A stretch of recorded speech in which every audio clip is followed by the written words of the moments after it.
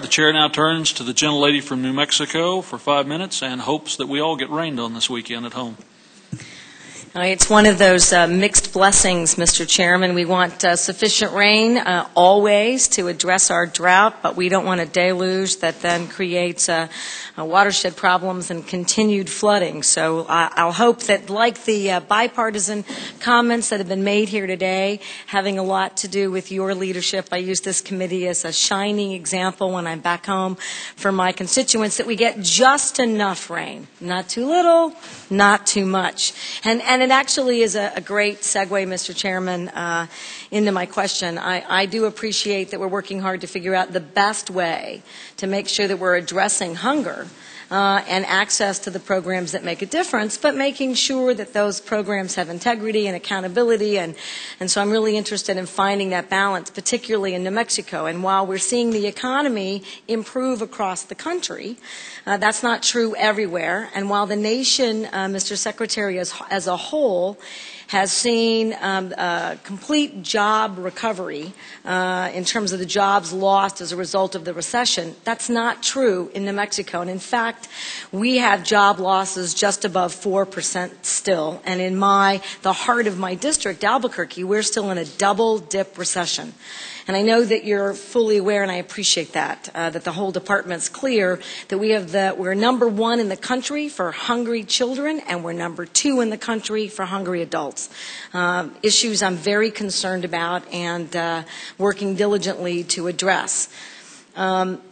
New Mexico is interested in the pilot and is a state that's long sought after the waiver for work requirements given these conditions. We had our Human Services Secretary before one of our subcommittees, and the Secretary has made it very clear in her statements, her leadership, and in this administration, and I don't agree, and that's okay, but they've made it very clear that these benefits, these entitlements or programs, nothing more than a transfer of resources from people who pay taxes to people who don't, that system in and of itself is unfair. Now, that bias creates real issues, including that we've had a considerable backlog in applications requiring court orders. And I use that in the plural. And those debates continue. So what I want to talk about is I absolutely want poverty addressed in my state. I absolutely want people to have access to meaningful employment. We absolutely want able-bodied individuals and families to have access to success.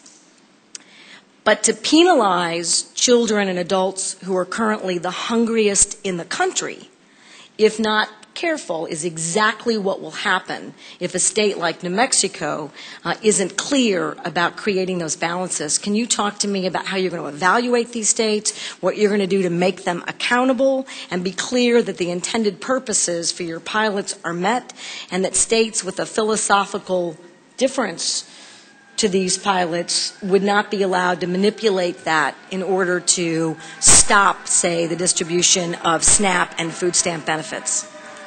Congressman, I think it starts this afternoon at approximately 1:30 when I'll speak to Governor Martinez about this very issue. I've got a phone call scheduled with her to talk about the pilot and to talk about how New Mexico potentially could be involved in this effort. I would say first and foremost, the application process is pretty clear that there's going to be a requirement that data be collected, that there be a serious evaluation of programs, that there will be some accountability if programs don't meet the goals outlined in the application. We reserve the right to basically stop the pilot.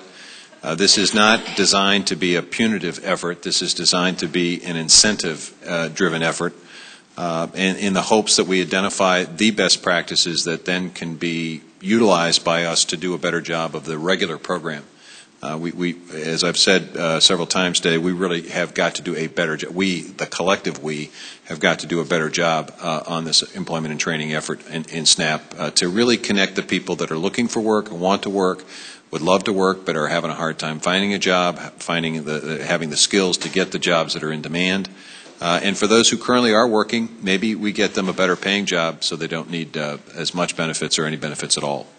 And to that end, Mr. Secretary, is it possible, and not doing sufficient research before this committee hearing to identify what your authority is, but it appears to me that before a state like New Mexico ought to even be invited to prepare a pilot, that they ought to assure you that the current requirements are being met, including that the backlog is addressed, because that's really had to be done by local advocates and partners, because there hasn't been accountability support outside of the state. And it appears to me that that would be a very vital role for USDA, and if that's viable, possible, and you agree based on your independent review of the state, that would be most helpful to making sure that we are addressing hunger in New Mexico. Well, I can assure you, Congresswoman, that we take very seriously the responsibilities of states to actually make this program available to people and not to create unnecessary or undue barriers to participation.